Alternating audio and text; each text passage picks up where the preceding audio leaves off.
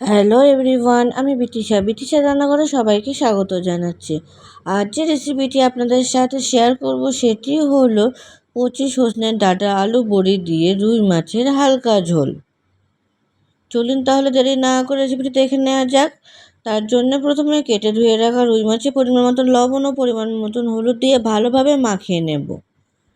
লবণ হলুদ মাখানো হয়ে গেলে কিছু সময় আলাদা করে রেখে দেব।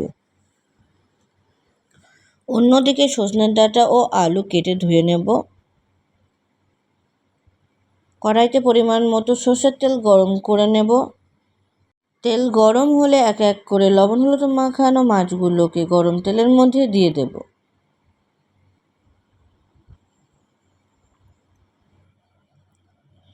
দুই পিঠ ভালোভাবে ভাজা হয়ে গেলে ভাজা মাছগুলোকে এক এক করে তুলে নেব।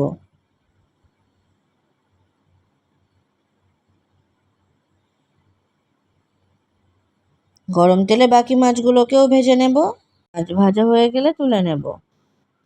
গরম তেলে ডালের বড়ি দিয়ে দেব। লাল লাল করে ভেজে নেব। বড়ি ভাজা হয়ে গেছে, বড়িগুলো একটি পাত্রে তুলে নেব। কড়াইতে আরও একটু তেল গরম করে নেব। তেল গরম হলে 5 ফোড়ন ও শুকনো লঙ্কা ফোড়ন দেব। ফোড়ন ভাজা হলে দেব পেঁয়াজ কুচি ও কয়েকটা চেরা কাঁচা লঙ্কা।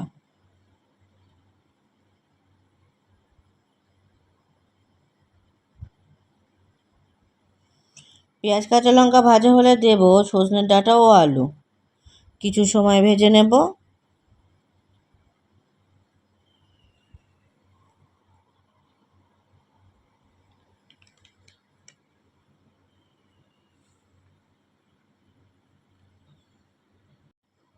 তিন থেকে 4 মিনিট ভাজার পর দিয়ে দেব পরিমাণ মতো লবণ ও পরিমাণ মতো হলুদ। লবণ হলুদ ভালোভাবে আলু সজনের ডাঁটার সাথে মিশিয়ে নেব।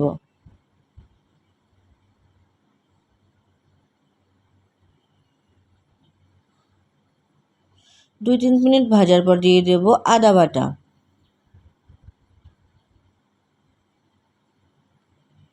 আদার কাঁচা গন্ধ চলে গেলে দিয়ে দেব টমেটো কুচি।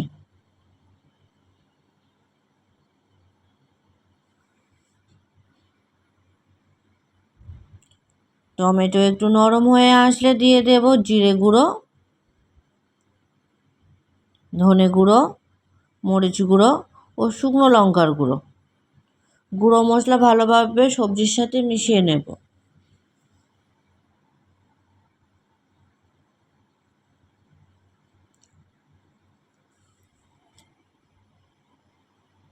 মশলা ভালোভাবে সবজির সাথে কষা হয়ে গেলে দিয়ে দেব পরিমাণ মতো জল।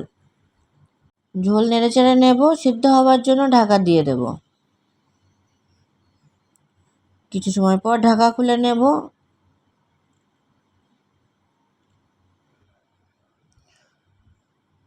ঝোল নেড়েচেড়ে নেব। এরপর ভাজা মাছগুলো এক এক করে দিয়ে দেব আর ডালের বড়িগুলোকেও দিয়ে দেব।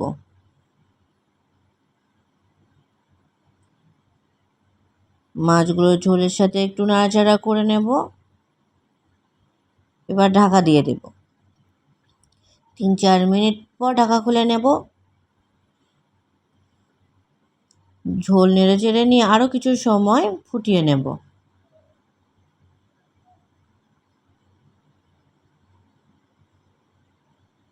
দেখে নেব আলু সিদ্ধ হয়েছে কিনা। আলু সিদ্ধ হয়ে গেছে, বড়িও সিদ্ধ হয়ে গেছে। আরও 4 থেকে 5 মিনিট ভালোভাবে ফুটিয়ে নেব।